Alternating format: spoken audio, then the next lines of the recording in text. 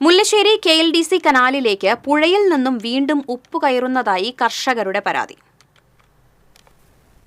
ഇടിയഞ്ചിറ താൽക്കാലിക വളയം ബണ്ടിന്റെ കനാലിൽ മഴയിൽ വെള്ളം ഉയർന്നതിനെ തുടർന്ന് പൊളിച്ച മധ്യഭാഗത്തെ കഴഭാഗം വഴിയാണ് ഉപ്പ് കയറുന്നത്. പുല്ലൂർ ഭാഗം വരെ ഉപ്പുവെള്ളം കയറിയതായി വിവിധ പടവ് കമ്മിറ്റി ഭാരവാഹികൾ പറയുന്നു. 80 സെന്റിമീറ്റർ അധികം ഉപ്പുവെള്ളം വേലിയേറ്റത്തിൽ പുഴയിൽ ഉയരുന്നുണ്ട്. ഇതോടെ മുല്ലശ്ശേരി വെങ്കിടങ്ങ് പറപ്പൂർ അടാട്ട് മേഖലയിലെ 10,000 ഏക്കർ നെൽകൃഷി പ്രതിസന്ധിയിലായിരിക്കുകയാണ്. കതിരുവന്ന് വിളവെടുപ്പിന് 1 മാസം മാത്രം ബാക്കിയുള്ള നെൽച്ചെടികൾ മുതൽ 40 ദിവസം പ്രായമായ നെൽച്ചെടികൾ വരെ ഈ മേഖലയിലുണ്ട്. വിവിധ പ്രായത്തിലുള്ള നെൽച്ചെടികളെയെല്ലാം ഉപ്പുവെള്ളം സാരമായി ബാധിക്കും.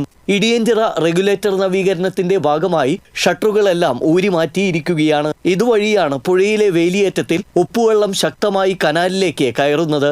നവംബർ പകുതിയോടെയാണ് താൽക്കാലിക വളയം ബണ്ടിന്റെ പണികൾ പൂർത്തിയായത്. എന്നാൽ കഴിഞ്ഞ ന്യൂനമർദ്ദ മഴയിൽ കനാലിൽ ജലനിരപ്പ് ഉയർന്നപ്പോൾ താൽക്കാലിക വളയം ബണ്ടിന്റെ 30 മീറ്റർ ഭാഗം പൊളിക്കേണ്ടി വന്നു. പൊളിച്ച വളയം ബണ്ടിന്റെ ഭാഗങ്ങൾ തുറന്നു കിടക്കുന്നതിനാൽ കർഷകരെല്ലാം ആശങ്കയിലാണ്. ഈ ഭാഗം മുളക്കാലുകൾ കുത്തി മണ്ണിട്ടടയ്ക്കുന്ന ജോലികൾ ഇപ്പോൾ സാവകാശമാണ് നടക്കുന്നതെന്ന് നാട്ടുകാർ ആരോപിക്കുന്നു. കനാലിൽ ജലനിരപ്പ് ഉയർന്നാൽ വേലിയേറ്റത്തിൽ ഉപ്പുവെള്ളം കയറുന്നത് ഒരു പരിധിവരെ പ്രതിരോധിക്കാൻ സാധിക്കും. ചിമ്മിനി ഡാമിൽ നിന്ന് തുറന്നുവിട്ട വെള്ളം മുല്ലശ്ശേരി കനാലിലെത്താൻ ഇനിയും ദിവസങ്ങളെടുക്കുമെന്നാണ് കർഷകർ പറയുന്നത്.